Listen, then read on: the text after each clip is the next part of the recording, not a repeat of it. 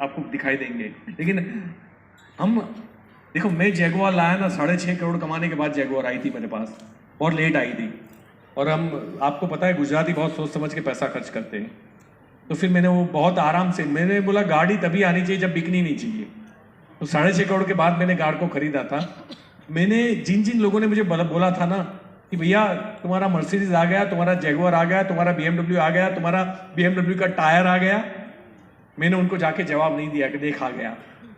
कभी भी किसी को दिखाने के लिए मैंने सफलता नहीं पाई।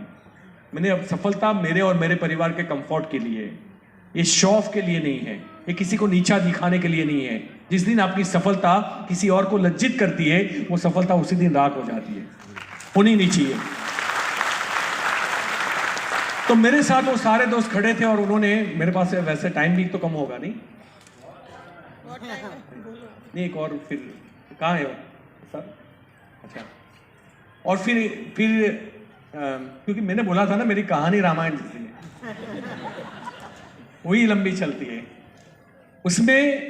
उसमें वो 25 दोस्तों का मैंने वो ऑफर ठुकराया, और फिर उन्होंने, एक का पापा जज था, एक का पापा SP था, डिवा SP, और उन्होंने बोला कि बेटा एक काम कर, तू इंसॉल्वेंसी डिक्लेयर कर दे। देखो, इंटीग्रिटी, एथिक्स आपके लाइफ में बहुत काम में आते हैं।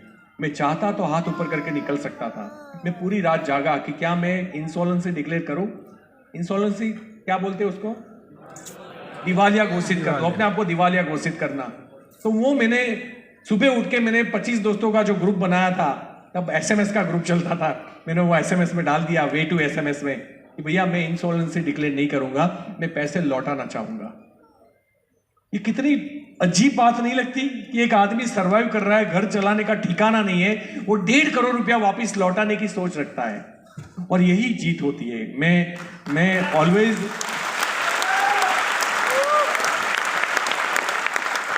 विल्मा रूडेल्फ एक महिला थी, विल्मा रूडेल्फ, आप कभी गूगल में उसकी पढ़ाई करना। और दौड़ के अंदर उसका 4 गोल्ड मेडल जीते थे 1960 में। उसने 1960 में 4 गोल्ड मेडल जीते थे। विल्मा रूडेल्फ, कोई ना कोई तो जीतना था, लेकिन बड़ी कहानी ये है, वो नॉर्मल धाविका थी, नॉर्मल रनर की जो कंपटीशन होती है उसमें जीती थी। और जब वो 8 साल की थी, 6 साल की, वो पोलियोग्रस्त महिला थी, और डॉक्टर ने बोला था ये बैसाखी के बिना जिंदगी भर चल नहीं पाएगी।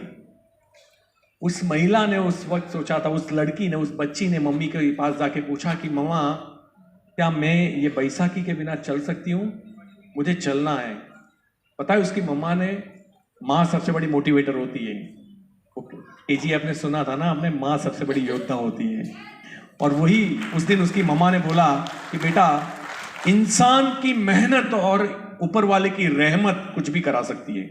और उसने बैसाखी निकाली, बैसाखी पैरों में से जो ब्रास था वो निकाल दिया, और उसके बाद में वो चलने गई, वो गिर गई, फिर चलने गई, खड़ी भी नहीं रह पा रही थी। वो जब खड़ी रही, वो बहुत खुश हुई कि मैं खड़ी रह पा रही हूँ। फिर उसने धीरे धीरे मूव करना स्टार्ट किया। जब वो चलने लगी, पता है उसका पहला सेंटेंस क्या था माँ के पास?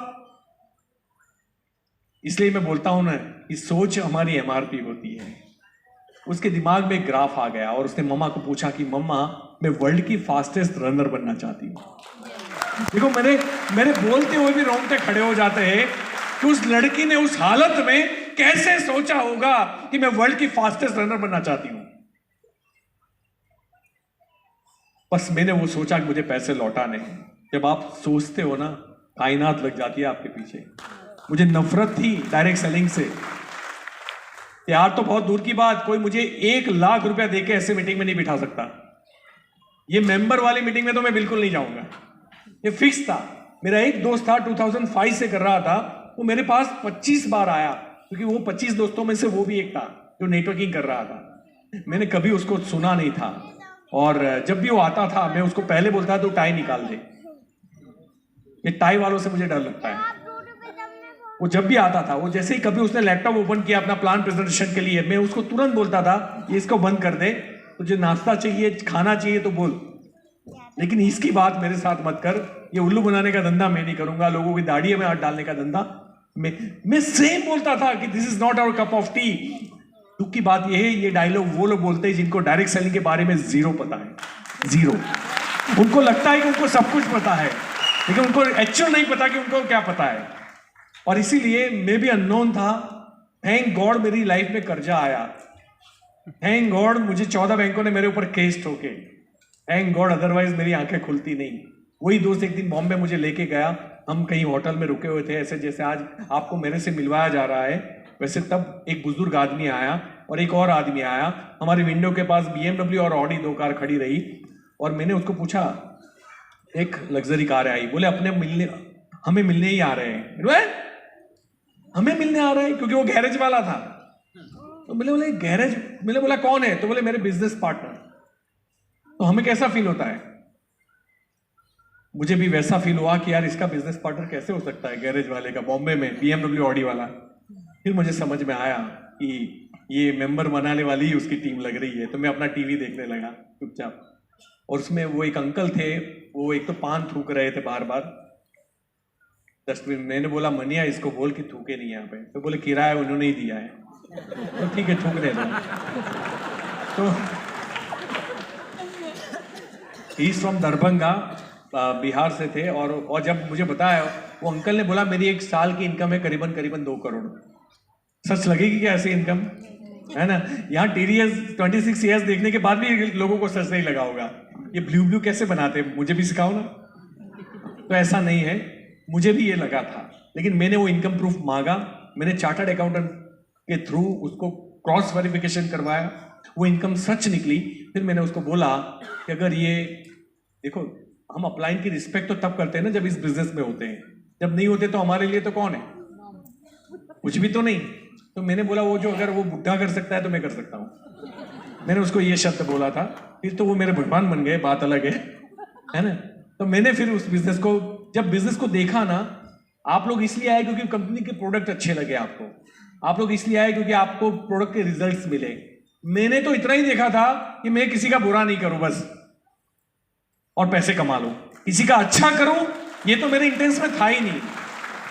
और फिर मैंने बिजनेस को स्टार्ट किया। मैं आपको बता दूं बड़ी तकलीफ हुई है, ऐसा नहीं है कि जितना हम आसानी से सोचते हैं। मैंने बोला अगर ये कर सकता है तो मैं भी कर सकता हूं, लेकिन ऐसा कुछ हुआ नहीं। मैंने 100 एंट्री 1 महीने में ला दी, 100, और वाहवाही होने लगी कि यार ये बंदा तो जहां जाता है साला क्लोजिंग लेके आता है। और दूसरे महीने कितनी एंट्री पता है? 3-4 एंट्री, क्योंकि अब मेरा गुडविल खत्म हो चुका था। अल्पेश गज्जर का फेस वैल्यू से जो एंट्री आ रही थी वो खत्म हो चुकी थी। अब किस पे लानी थी मुझे? टैलेंट पे, प्रेजेंटेशन पे, मेरी स्किल पे, मेरे नॉलेज पे, जो मेरे अंदर था ही नहीं। मुझे कॉइन बॉक्स और एस्ट्री मशीन बेचने का नॉलेज था, मुझे बिजनेस का नॉलेज था, मुझे डायरेक्ट सेलिंग का। यहां बहुत सारे लोग ऐसे आते हैं, मैं MBA, मैं डॉक्टर, मैं चार्टर्ड अकाउंटेंट। भाई तो होगा ना, चार्टर्ड अकाउंटेंट बैलेंस शीट पे अच्छा काम करता है, मोदी केयर में नहीं कर सकता। डॉक्टर पेट में दर्द है तो अच्छा काम कर सकता है, मोदी केयर में उसको 0 से स्टार्ट करना पड़ेगा। आया ना? तो मुझे वो चीज समझ में आई कि अब मुझे सीखना पड़ेगा, रिजल्ट नहीं आ रहा है, मैं बड़ा फ्रस्ट्रेट हो रहा हूं, और मैं बिल्कुल डिमोरलाइज था। मैंने सोचा कि अब मैं जो है ना इस बिजनेस को छोड़ देता हूं। और कुछ दोस्त मेरा अमेरिका जाने का बंदोबस्त कर रहे थे कि तुझे अमेरिका भेज देते, 5 साल में तो उतना पैसा कमा लेगा, तो 20 घंटे काम करने वाला आदमी है, तो तेरा अमेरिका में बंदोबस्त करवा देते हैं। तो मैंने हाँ बोल दिया। और ऐसी एक मीटिंग में, जैसे मैंने आपको बोला, मैं पहली बार गया, मुझे 6 महीने के बाद तो पहली मीटिंग पता चली कैसे मीटिंग्स होती है। और उस मीटिंग में जाके जो मेरे अंदर ऊर्जा आई ना, जब मुझे वो आखिरी में सीट मिली ना, वो जो सीट थी उसकी जो 2 हैंडल थे ना, उसको मैंने उखाड़ दिए थे। और पहला फोन मेरी वाइफ को लगाया था, और मैंने फोन किया था कि सोनल अपना कर्जा खत्म हो गया। बोले कैसे? मैंने बोला बस हो गया, अपना कर्जा खत्म हो गया। आप देखो, 2 करोड़ कमाने की सोच करना नहीं, 2 करोड़ की फीलिंग आना इंपॉर्टेंट है। फीलिंग आना इंपॉर्टेंट है। अगर आप फील नहीं कर सकते, आप उसको पा भी नहीं सकते। तो मैंने उसी दिन हॉल से बाहर निकल के पहला फोन लगाया था कि कर्जा खत्म हो गया। आप सोचो, ये फीलिंग आना, ये जीत से कोई कम है? मेरा बॉडी पोस्चर बदल गया, कॉन्फिडेंस के साथ मेरी बातें बदल गई, मेरा तरीका बदल गया। जिसके घर जाता था ना, ऐसे मार मार के बात करता था, और साल सामने वाले को बोलता तेरा भी आएगा, मेरा भी आएगा। वो धीरे से बोलता था, सर मेरा आए ना आए, आपका जरूर आएगा।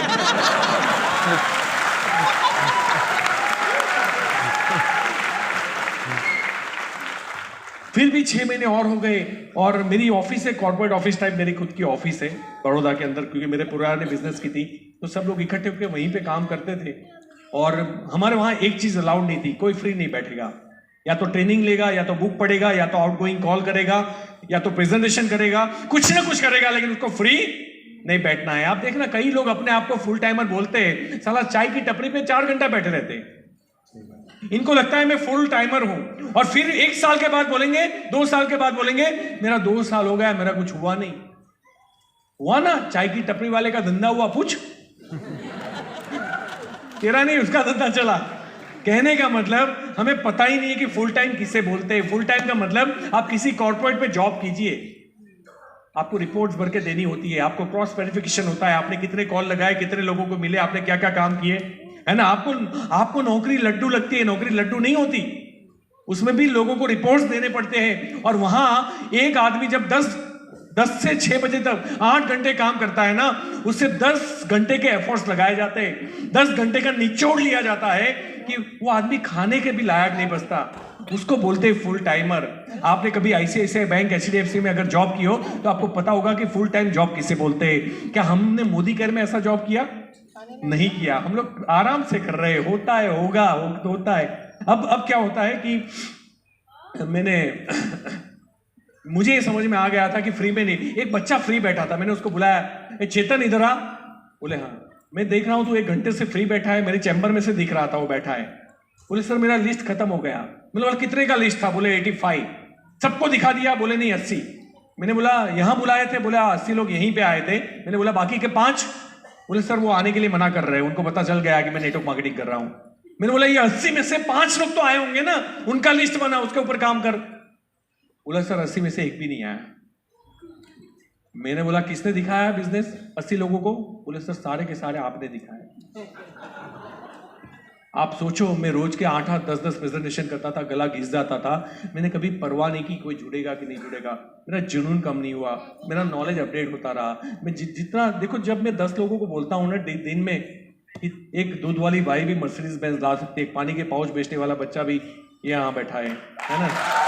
तो महीने के 5 लाख रुपया कमा सकता है।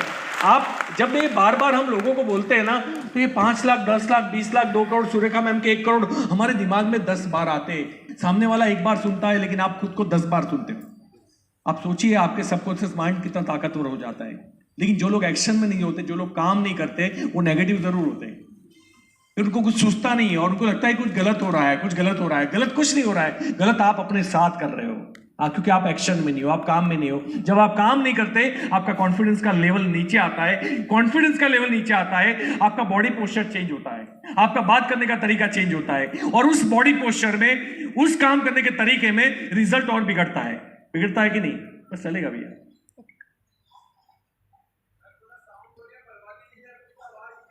हाँ ओके। अब जो है, फिर मैं सीखता गया, ट्रेनिंग लेता गया, सीखता गया, ट्रेनिंग लेता गया। यहां तक नौबत आई थी। हाँ, आप लोग ये नहीं पूछो कि मेरा घर कैसे चलता था, क्योंकि चेक तो 10,000 आ रहा था, 5,000 आ रहा था, 2,000 आ रहा था। मैं गोल्ड बेच रहा था एवरी मंथ, सोना बेच रहा था, मैं पैसे बचा रहा था। इवन विंटर के अंदर मैं गीजर ऑन नहीं करता था 2 रुपया बचाने के लिए। मैंने अपने फैमिली के कंफर्ट को नहीं मारा। मेरे घर में एसी चालू रहता था बच्चे के लिए सारे सीजन में।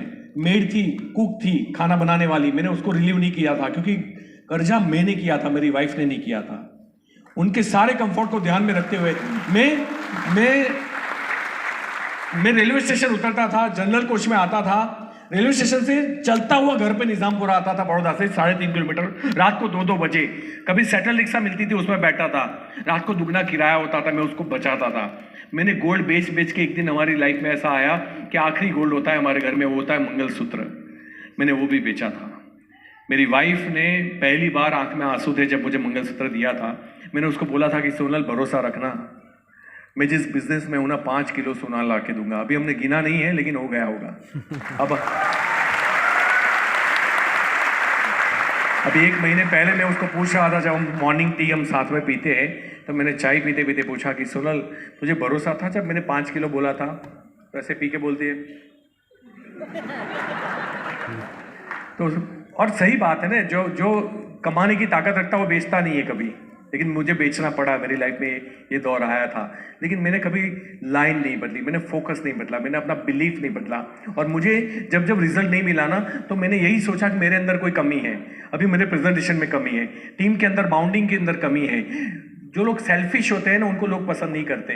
देखो, काम एक ही है, मैं आपके लिए काम करूं या मैं मेरे लिए काम करूं, दोनों में मुझे पैसे सेम मिलने हैं, तो फिर मैं आपके लिए काम क्यों नहीं करता हूं। एक आदमी कोई थाईलैंड कर रहा है, उसको ना मिले उसके लिए बिलिंग कर देता है। एक आदमी मेरा थाईलैंड हो जाए इसके दूसरा आदमी डायरेक्टर बन रहा है, उसको रोक रहा है। ये तरीका नहीं है। मर्दा उसको डायरेक्टर भी बनने दो, उसको थाईलैंड लेके जाओ, आप अपने आप थाईलैंड पहुंच जाओगे। अरे आपकी टीम से जब आप 10 लोगों को थाईलैंड लेके जाते हो ना, मोदी केयर से आपके सपने निश्चित पूरे होंगे, ये गारंटेड है। तो मैं सीखता रहा, करता रहा। ट्रेनिंग मीटिंग्स मैंने कभी भी अटेंड करना नहीं छोड़ा। मैंने अंगूठी बेची थी, मैंने ब्रेसलेट, मेरे बेटे की स्कूल थी दिल्ली पब्लिक स्कूल में, उसको एडमिट करवाना था, तो मेरा ब्रेसलेट मुझे बहुत प्रिय था, तो मैंने उसको बेच दिया था। और तब मैंने सोचा था कि अब जिंदगी में कभी सोना नहीं पहनूंगा। आज भी सोना नहीं पहनता, बिकॉज मैं ही मेरा गहना हूं। अब सोने की जरूरत नहीं है। और मुझे नहीं लगता कि सोना देखने से मैं अच्छा दिखूंगा। मेरी बात, मेरा दिल अच्छा होगा तो लोगों को हम अच्छा लगेंगे। इसलिए मैंने कभी गाड़े घोड़े नहीं बेचे, मैंने इनकम नहीं बेची। मैं बस इतना ही कहता हूं कि आपकी जिंदगी बदलने का बिजनेस है। आप सीखने के लिए तैयार हो, आप बदलने के लिए तैयार हो, आप अपने शरीर को, आत्मा को, मन को धक्का मारने के लिए तैयार हो, तो जीत आपकी है। आइए मिलके इतिहास रचते। मैं वापिस आपके पास आ रहा हूं ट्रेनिंग देने के लिए। Thank you so much. जय हिंद, जय हिंद।